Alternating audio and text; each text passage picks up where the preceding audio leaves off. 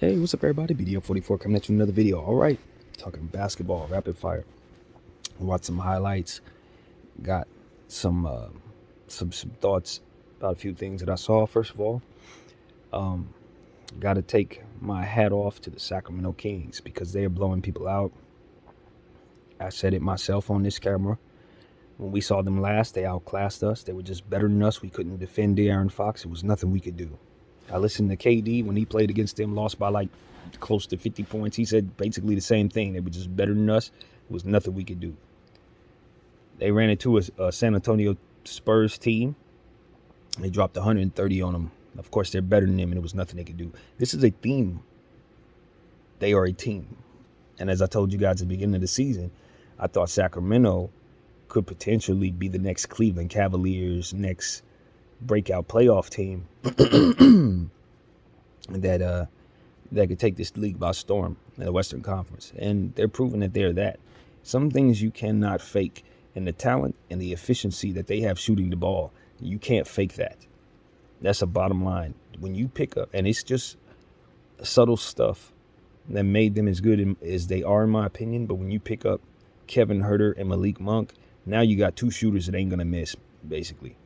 They're two of the most efficient role-playing shooters in all of basketball, in my humble opinion, who could do a lot of things for you, who both had roles that on their teams that didn't really accentuate all that they could do.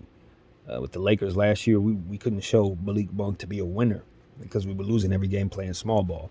And Kevin Huerter's played with like a log jam full of guards in a system that's Trae Young-centric. So he's never had a chance to really show what he could do. Now, in this system, both of those guys are going completely loco with the minutes that they got. And you can see them scoring the ball from behind the arc and shooting the ball efficiently. And that just is a dynamic the Sacramento Kings have lacked.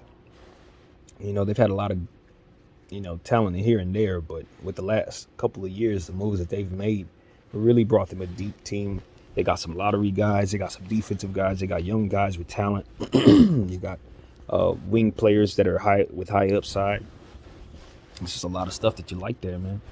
Now look at a player like Trey Lyles. Like, they got him as one of their players that they got on the cheap. He's just balling all the way out for them. Like, he is really, really stepping forward. And he's played well in most of the places I've seen him play, though. He's always had the ability to shoot the 3 ball from the 4 or the 5 spot. But now his game is starting to come around. He's really getting buckets. His conditioning is in place. He hasn't had any injuries and stuff like that lately. And I just think he was a fantastic pickup. It's probably one of the best pickups in the entire Western Conference when you consider role players and just having a guy who can come in, hit the 3, score the ball, be young, have long arms and stuff like that. And really not eat up nearly a tenth of what you need him to in terms of your cap for you to have a deep team. You got to look for deals like that. And they found a bunch of little deals like that with guys that are just playing well all at the same time. So I think Sacramento deserves some type of acknowledgement for exactly all that they're doing right now to start the season. And they have a super talented team. It's not a fluke from player to player to player. They just flat out better than a lot of teams. And I ain't saying just the Lakers and the Nets. I mean, there's a lot of teams that are going to run into the Sacramento Kings. They get their hat brought to them. So I think that's one of the teams we got to start taking very seriously for this particular season. I think it's a good chance they make the playoffs and maybe even do something when they get there. So that's a team that definitely did some things. Looking at them, they were playing against San Antonio. San Antonio is a rebuilding team, but they got a lot of young talent that you want. We talk about Jakob Poeltl being an expiring contract, so at any moment he should be traded. Unless they're going to extend him any moment, he should be traded. I look at a guy like Trey Jones, and I just say, boy, if you look at his numbers, you can clearly see he's a real player. And I don't know if anybody knows that or not, because obviously he's out in San Antonio just kind of running around for their team. But he's productive on both sides of the floor, one of the best steals guards in the league. And, he's just come out of nowhere. He was drafted to the San Antonio Spurs like 2 years ago. And as soon as they gave him minutes, he just started going crazy for a team that you're not paying attention to because they're tanking. So it's like, yeah, that's a real guard in this league. And if he ever gets an opportunity with a team that wins, you're going to know his name right away. And that's what they have, a bunch of players like that. Jeremy Sohan, that young rookie, he's starting to get it together. He started the season pretty strong and then had an ankle injury or something like that set him back. But now he's back in the starting lineup, getting starters minutes. And I think it's if he continues to stay healthy throughout the season, he's going to work his way into the rookie rankings for sure. If he's not already there, he's one of the more productive rookies out there, and he has one of the biggest roles for a rookie. So I'm excited about him. Keldon Johnson going strong, continuing to develop. So San Antonio is one lottery pick away from being where some of the other super young talented teams are, like Orlando and Houston, the type of upside that we see in those teams. They're about 1 or 2 lottery picks away from being that themselves. I mean, they got some really, really, really good young talent there. I don't know what's going to happen with Josh Primo, but I did hear that his situation is settled. They found a settlement with his psychiatrist or psychologist or what have you, and hopefully they can move forward and getting this kid back on the team or at least back in the league, man, because he's definitely somebody who needs to continue to work on his craft, to continue to be invested in as a basketball player. Hopefully his mental health can be where it needs to be so he can not find himself in any situations. But, as far as I could tell, the upside was always there for Josh Primo. So I hope that he'll be able to get right. He's still very young, so there's no reason why he shouldn't be able to get what he needs and then get back on the court. So that's what I want to say about that. And what else? San Antonio, they look pretty good. We got to pay attention to a guy by the name of Bassey. I think his name is, I don't want to get his name wrong, but his last name is definitely Bassey for the San Antonio Spurs. He's been putting up some eye-opening numbers with the minutes given, just like we always see guys get called up and they get their opportunities with big squads and they go crazy with those minutes. That's what he did. He put up Draymond-type numbers, blocks, rebounds, assists, everything but points. And he did it in a very, very demonstrative fashion a few games ago. So he's now on the map for the San Antonio Spurs, Bassey. And he's a forward center, I think. Power forward center, maybe. I'm not sure. But definitely somebody to keep an eye on going forward as they continue to ride out. So I look at that San Antonio team as a potential team with a strong front court if they continue to develop the players that they got there. I don't know, like I said, Pirtle, it looks likely they'll get rid of him, but you talk about the upside of a young Bassey, the upside of a Sohan. I think, Keldon Johnson as a power forward here and there. I like what they're putting together with their bigs. There's something there to really, really be curious about. So the next set of teams that I saw highlights from were the Detroit Pistons and I believe it was the LA Clippers, since the Clippers, the Pistons will be playing the Lakers tonight. They had a back-to-back in LA. So, it's one of those situations where I wanted to keep an eye on that Piston team for that reason alone, but also the Clippers because Kawhi Leonard came back yesterday. And mind you, this is coming from somebody who dropped Kawhi Leonard yesterday morning in a lot of leagues, like a lot. That always happens to your boy. The day things get right is the day I decide to quit after sitting the whole time waiting. That's not the first time that's happened, but anyway. So we got the situation there where he came back and was, he looked great. He's in shape. He's been in shape. I never thought he was hurt. I don't care what nobody say, man, he hurt. So that's my opinion. I'm sticking to it. He looked great for the minutes that they gave him, and he's going to continue to look great when they give him minutes. And if he plays actual minutes, he'll get back to being a top 5 player because his talent is actually that great. And we all know it. It's no secret that he could be the best player at any moment. Anytime he wants to come out there and destroy people, he could do that. The best defender, whatever, he could score of them. We know it. It's proven. That's why I get so frustrated with Kawhi Leonard, because it's like, you got the resources to get yourself what you need to fix whatever it is that you got to fix. Like, honestly, whatever it is, it's just about you wanting to do it and pouring your money into it and time into it, even if it's mental. I don't look at him like I look and say, I don't know, someone like myself who may have some things that they got to work through, but maybe not the resources to make it right. Or someone like Ben Simmons, who's much younger in their path to try to figure out what it takes to make them right. With him, bro, you're almost in your 30s and you've been rich for a long time. And you've been pulling this crap for a long time. So it's like, I'm going to hold you accountable differently because I think of you as a higher level athlete and a more mature human being, an older human being. So it's like, what you do when you're getting over on franchise, you're getting over on Bomer, letting him continue to trot you out there as one half of a superstar tandem that ain't never going to come together to bring him what it is he's paying for. And so I often take the owner's position because I am And I come from a GM's perspective, from a mindset of someone who's putting together the team. So I'm always looking at it from that perspective. And I just don't. It ain't about whether or not you're wasting someone's money. It's about whether or not that money is going in the right places so your team can be good enough. That's the only reason why the money even matters. So, in my mind, that is. But it is what it is. So I look at Kawhi Leonard. I say, look, man, you got Paul George out there kicking himself around, trying to stay healthy for your team. He just as injury prone as you. You know what I'm saying? But he always out there for the Clippers. And y'all know I ain't no Clipper fan, but at the end of the day, availability is availability. And while there's no question Kawhi Leonard has had real injuries, there is a question of what his health conditioning is like right now. That's the question. Now, I trust that there are people behind the scenes who have their money invested in him, who are making sure that what he's saying is what it is. But I also think it would probably benefit those people to not tell us what they find if they find that this is a situation where it's all in his head.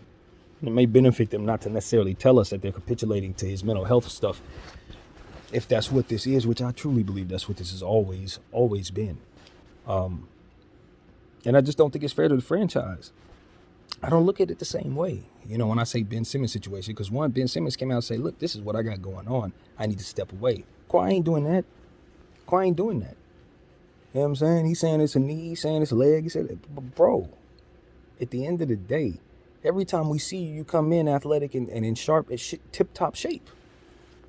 You know what I'm saying? You don't even look like you need to recover from anything when you get out there on the floor. Last time I saw you play, you were playing against my team. And I mention it all the time. One of the quickest strikes I've ever seen. Got to the rim in a matter of 2-3 seconds. The moment he jumped off the bench. I like how the hell he scored so fast if he's been hurt all this time. And immediately he did the same thing in this game. Found somebody on his hip, turnaround jumper, like he had never missed any minutes. And I'm like, man, I'm just not buying it. And that's been my take on Kawhi. I'm just not buying it. It's not that I don't think he's got some things he needs to sort through, because I'm telling you, I think he does. I just don't think he's doing everything he needs to do to make himself available, and I think that's by design. You know what I'm saying? I think that's by design. I think it's because he knows he can get over on them instead of doing the hard work it takes to make him more consistent on the basketball court. And so for me, I want him to do better. I want him to do better because he's needed down there on that basketball court for the other players on and the coaching staff. It's like they get judged by how well the team does. Him not being out there affects everything. And so I don't think it's fair to Ty Lue, and I don't think it's fair to Paul George. I really don't. And I don't think they've stepped out and said anything, because they know what they signed up for. When you're a Clipper, you're on the Kawhi train. None of y'all are there without him. But that's the thing. Y'all came there for him, and he ain't there. What the hell is that? So I just think everybody there is just a little too relaxed about the whole situation. Maybe they understand what's going on from a deeper perspective than I ever would. But it just seems like it's a lot to complain about. When we talk about the Nets, we talk about the Lakers, we talk about all these different teams that aren't doing things right. The Clippers often don't get mentioned in regards to teams that have gone all in, thrown everything at, all their picks and going on in, and ain't come to nothing. We talk about the Nets and how bad they did in regards to that, because theirs didn't come to nothing. At least the Lakers, we got our championship. The Clippers ain't come to nothing. Everything that they've done in regards to giving away their picks just ultimately leaves them waiting on Kawhi Leonard to come back forever and ever and ever and ever, with all these talented young players around him, or rather talented role players around him, super deep and all this. But at the end of the day, one half of their superstar tandem just, he can be in the gym working out his legs, but once it's time to run around the basketball floor, them legs hurt. I just am not, I'm not with it. But since I made that video calling him out, you know what I mean? Things have changed. They got him back on the floor. He was out there yesterday, got some solid minutes, did some good things as always. And hopefully this can be the beginning of a new day for Kawhi Leonard. We start seeing him play regular games. Maybe this could be the beginning, but that's just not realistic. I don't believe in a zebra changing his stripes like that. I just don't. I expect that he'll probably play a couple games, and then something else will come up, and they'll tell us he's hurt, and he'll be out for another couple weeks. Then he'll come back, couple strikes, show us that he can still shoot a jumper, and he's going to sit his butt back down. And I don't see it going any other way than that. No other way than that. And I don't like it. So that's what I got to say about that, man. The Clippers, I still think they have a couple moves they want to make. Obviously, getting another center to help Zubac is the main thing. But if I were them, I would really consider what Kawhi Leonard's value is, and I would evaluate what it looks like if we trade him. Because you got a lot of good pieces. All you're missing is that star. You mess around and acquire someone in his stead, and you'll have the dynamic that you're missing. And as simple as that. I believe his talent is great enough to not trade in all of this, but it's also one of those situations where he is a certain age and he does have some value, even though he has all these injury issues, because he comes in and strikes really, really fast. It's not like anybody sees him not play great. You know what I mean? So it's like you can still trade him for a lot. And I don't know how long that's going to be the case. Because if he keeps having seasons like this, I can guarantee you ain't going to get the same amount for him next year as you would if you try trading him right now. I just think it's time to start cutting bait with some of these stars that can't deliver. Simple as plain. You got too many young players coming in over the next several years with these picks. And this G League that's starting to get stronger and stronger. It ain't no room for old men. I cannot stress that enough, especially if they're taking up too much money and they can't win. There's no room for that. That's a failing strategy for a franchise, and it's high time it's articulated as such. So that's what I want to say about that. Looking at the team that they played against, the Detroit Pistons. Happy birthday, Jalen Duren. Turns 19 today. 19 years old today. That is incredible. The young man's going to be a huge force in this league if he continues on his path that his upside shows us is possible. For the Detroit Pistons, a big-time center who can do a lot of things for you. Very, very massive human being who's going to turn into one of those super monster players that I tell you often have to be dealt with in the Eastern Conference. You're going to need a big player to guard him. He's one of those. And so this is day one for him, of course. And he's not quite getting the minutes. You're not able to see him ball out like he wants to ball out just yet. But the conditioning will come. The know-how will come. And when it does, he'll ball out. No question about it. Who else, man? Jerami Grant. He didn't have a good shooting night, but he is having a heck of a year. Oh, wait, he's with the Pistons, the Portland Trailblazers. He used to play for Detroit. I saw both of those teams' highlights, forgive me. But anyway, I'll get to them a little later. What else? What's going on with Detroit, man? Killian Hayes playing some great defense that popped off of the screen. They're running half of their offense through Bogdanovich, which I think is funny because I think they're trying to trade him. They acquired Bogdanovich. He's a hell of a player, but their team doesn't necessarily need to win, and he doesn't necessarily need to be in a rebuilding situation. So the timeline doesn't fit, even though he's playing amazing. So this is one of them situations where it's like, I don't know if Detroit thought they were going to be a little better than they are, or maybe they just want to stay on this path and hopefully just make the playoffs to kind of keep him along for the ride. But I think it makes a lot more sense to retrade him since he's an expiring contract and you can get something for him. Unless you want to keep him going into the future, which wouldn't be the worst idea, but you have to re-sign him since he is expiring. So I think trading him at this price, playing at the level that he is to a team that really needs him, probably could get you a little more than what he's worth. And that's ultimately what it's about if you're a team like that. Because you probably ain't going to re-sign him anyway, so you might as well trade him. And he's playing great, so trade him now. That's what I would say. So, yeah, that's what I was noticing. They're definitely showcasing him. Jaden Ivey was out there running the offense, looking great. Obviously, it's because Cade Cunningham is completely out of the offense right now. Hopefully, he'll be missing tonight, too, so we ain't got to deal with him as a Laker fan. But, you know, this is a Detroit Piston team that's just losing a lot of games lately. They don't look as good as you would think they would look with all the talent that they have. And I don't know if that's by design, given the fact that Wembanyama is out there for them to take if they tank. And it's one of those situations where even though I think Wembanyama is a center, because they have Jalen Duren in place, I automatically think he's going to be slipping to the 4 if he gets drafted to the Pistons, which is an amazing dynamic when you consider him stretching the floor and all of that. You can see it with Bol in Orlando where he plays like the 3. He's not the center, but he's the tallest player on the floor. Or in like Cleveland, you can see situations like last year when they had Markkanen playing the 3 at the 7th spot. So there are going to be ways for them to fit Wembanyama into what it is that they do without trading away young players, just by the sheer nature of the stars that they have and how they're slotted in place if they keep that core.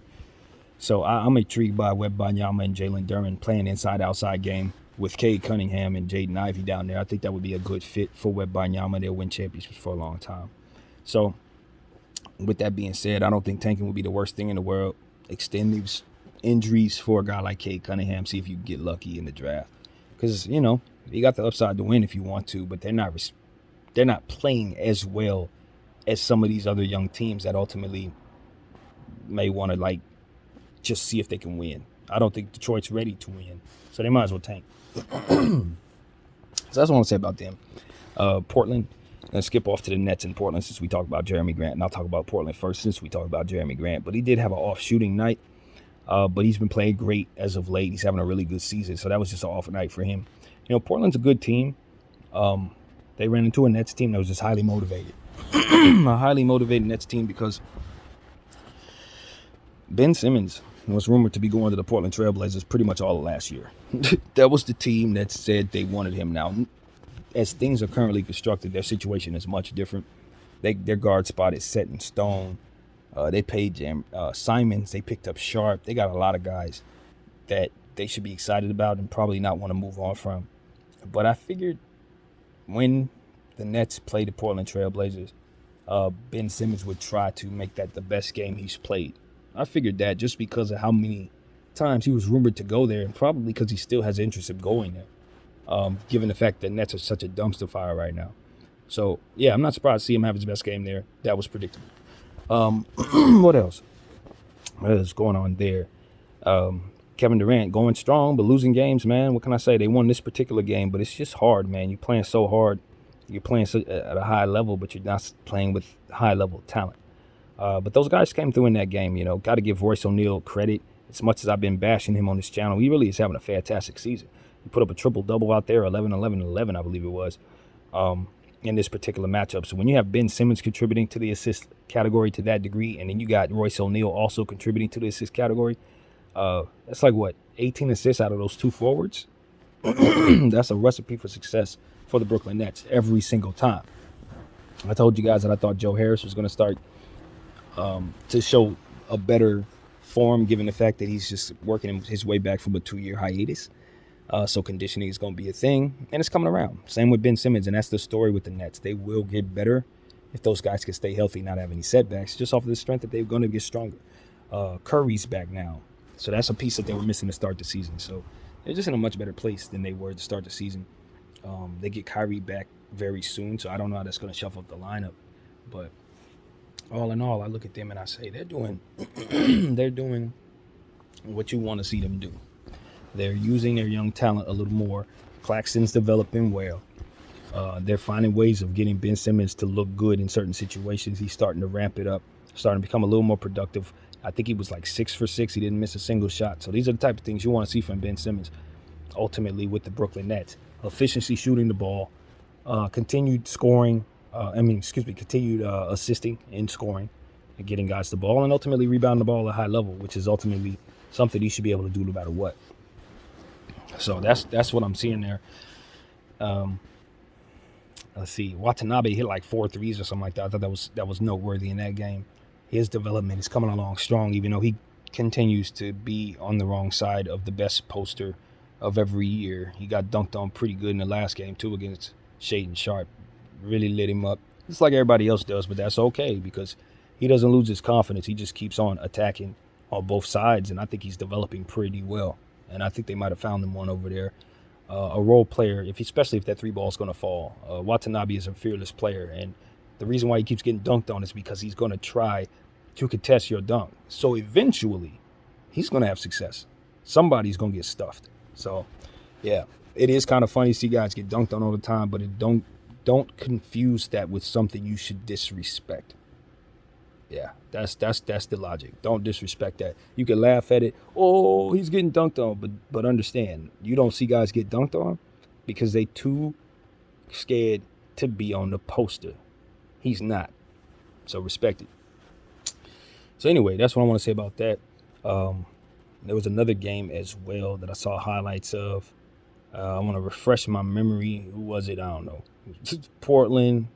We saw Sacramento, San Antonio. We saw Portland and Detroit. And we saw another one too. I don't remember who it was. So I'm going to skip off to the one that's on my mind right now. That's the Golden State Warriors. I saw the highlights of yesterday's game. And Steph Curry went off for 50 big points at home and still got their hat brought to him. I do believe that the Golden State Warriors, just like I've been saying for the last couple months, just like I heard a couple pundits say, I think Kenny for real said this too, it's time for people to start hearing us. Golden State needs to pick a timeline, yo. They can't stay in this limbo. The young players need to be in a proper timeline, and they're not in that right now. What you're asking Wiseman and Kuminga and these guys to be is something that you did not groom them to be over the last several years because you had them playing behind Draymond and Clay and them dudes. So now, when it's time for them to step forward and be the core that assists the champions, they're not developed enough to do that. So that's what it is that you have going on with the Golden State Warriors. They got to trade those young players and get them back some guys that can ultimately make them as good as they want to be. They overvalued those young players. We all did. We thought that they were going to be better sooner collectively, and they're not. They don't fit as well together as we thought. They don't play defense at all together. And they're not as good of a core as some of the other cores out there. So when you look at the Golden State Warriors, it's like, okay, yeah, we like Wiseman a lot, but do we like him in comparison to some of the other young players? We're finding out we don't. His value is not what it used to be when he was drafted the first overall pick. If this was last year, he probably would have went 5th or 6th, essentially what I'm telling you. So it's one of those things where it's like his upside ain't what it used to be, especially with the injuries. Kuminga's upside is cool, but it's like, I don't know. I never thought he was a Golden State type of guy. He's a guy who needs to be catching lobs from a guy like Chris Paul or something like that. He needs to be in a situation where he's dunking the ball a lot, easy buckets all day long. I just don't think he's being used correctly. Moody's a guy who needs more minutes than he's getting. Needs to not be behind a guy like Klay Thompson and Jordan Poole. He needs more minutes. So it's just like the Golden State Warriors don't have the ability to raise the value of the players that they have on their team in the short term. You got Steph Curry playing the best basketball offensively of his entire career statistically, which is just not even, that doesn't even seem real, but it's actual. And so what you have to do if you're the Golden State Warriors is clearly clear out everything necessary so that Steph Curry can stay in place. Let that sink in. The Golden State Warriors got to clear out everything so that Steph Curry can remain in place. If for any reason Steph Curry's tenure in Golden State isn't what it needs to be, it is all lost. And that's what they need to understand. If he is best to play with the players he's been playing with, then you need to make his timeline an old man timeline. I'm not saying that's what is best. I'm saying if it is, you got to do that. If it's best for him to be playing with a bunch of youngsters, then you got to get him some better ones. Some ones that can win right now. Straight up. Because these guys ain't going to get it done. Yet. 2-3 years from now, for sure. It's just like when B.I. was with us back when we needed AD. It wasn't time yet. Now, if we could have waited till now, obviously you'd rather have B.I. than AD, period. But this is 3 years later. We didn't have 3 years to wait. This is that for them. They don't have that. If they just wait on Kuminga, Wiseman, and all them dudes, yeah, they'll be back at championship level glory when they fully develop. How long is that going to take? Is that imminent? Is that definite? No, none of that's definite or imminent, or who knows. So that's where I'm at with that. I don't think that this is the type of thing where I'm saying, okay, from the Lakers, I don't want none of those players. Hell no, I want those players. You can have our picks. You give me those guys. But I'm not confused about whether or not their upside is as crazy as a Paolo Banchero or Jalen Green or something like that. They're not that. And that's who they were drafted to be for the Golden State Warriors. This is supposed to be a young championship level core without the old stars because of where all these guys were drafted. And it's just not that. It's just not that yet. So that's what I think, man. They got a lot of talented pieces. I think they value all those pieces a lot. And I think if they're going to continue to be a championship caliber team, they're going to have to get rid of them. Some of them. And it ain't the ones that they would rather get rid of or rather not get rid of that are worth less. Like Draymond Green and Klay Thompson. I'm sorry. These guys are not going to be as valuable on the market as they always were. I'm sorry. We are all aware of their woes. The whole league is aware of their woes. And you're going to get docked down for their price tag because of it. So trading them ain't going to get you nowhere. You got to probably trade Wiseman. You got to trade Kuminga. And while that's not ideal, based on what you've seen and based on who you are, you shouldn't have a problem with it, honestly. You shouldn't. So that just is what it is. If the Golden State Warriors can bring them something that can make Steph Curry's tenure right, they need to make that happen. Even if that means bringing back KD for all those young players, you do that, and you probably make that happen this week.